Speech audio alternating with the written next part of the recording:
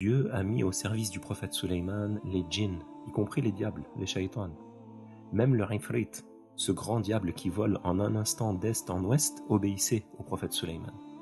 Suleyman leur donnait des ordres, il les chargeait de travaux qui étaient durs, et s'ils obéissaient pas, un châtiment s'abattait sur eux et ils étaient anéantis sur le champ. Dieu a donné à Suleyman la capacité d'emprisonner les djinns qui lui désobéissaient et de les enchaîner. Alors les djinns lui obéissaient et y plongeaient dans les océans pour aller chercher des perles et des diamants au fond des mers. Ils découpaient des rochers qui étaient immenses et ils les utilisaient pour des constructions. Les djinns avaient construit pour le prophète Suleyman la ville de Tadmar dans les pays du Cham, et c'était le centre du royaume du prophète Suleyman. Parmi ce qui est parvenu dans le hadith à propos de notre maître Suleyman, il y a ce qu'a rapporté Al-Hakim, comme quoi chaque fois que Suleyman se tenait dans son lieu de prière pour prier, une plante poussait. Allah avait accordé au prophète Suleyman de comprendre le langage des plantes. Alors Suleyman lui posait la question « Comment tu t'appelles » Et la plante lui répondait « Je m'appelle telle et telle », elle donnait son nom. Suleyman lui disait « À quoi tu sers ?» C'est-à-dire quelle est ton utilité, comment est-ce qu'on peut profiter de toi?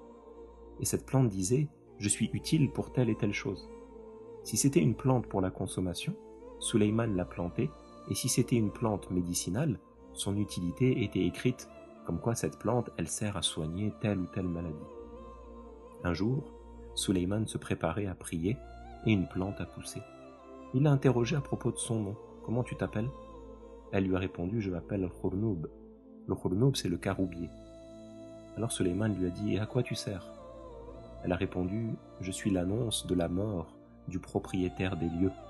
Et c'est notre maître Suleyman qui était visé par sa réponse. Donc le prophète Suleyman a compris que son décès il était proche. Alors il a invoqué Allah. Il a demandé à Dieu de cacher la nouvelle de sa mort aux djinns pendant un certain temps, pour que ce soit une preuve, pour que ça renforce davantage les humains sur le fait que les djinns, ils ne connaissent pas les choses cachées. Si Suleyman meurt et que les djinns continuent à travailler pour lui en suivant les ordres difficiles qu'il leur avait donnés, ce sera une preuve de plus que les djinns ne connaissent pas les choses cachées malgré ce qu'ils prétendent. Même le qarin, le djinn qui parle à ton âme, le djinn qui lui suggère des choses sans que ce soit à partir de paroles faites de lettres et de mots comme la parole des humains entre eux. Ce qarin, il ne sait pas ce que l'on a en nous, ça lui est caché.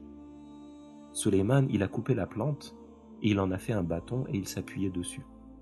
Un jour, alors qu'il était appuyé sur son bâton, le prophète Suleyman est décédé.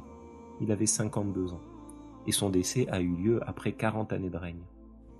Mais Allah a exaucé son invocation. Il l'a maintenu debout dans cette position pendant toute une année. Les corps des prophètes, ils restent intacts, même après la mort. Ils ne se décomposent pas. Donc Suleyman, il est resté intact dans cette position pendant 1 an, appuyé sur son bâton. Les djinns, ils ont continué à exécuter les ordres que le prophète leur avait donnés.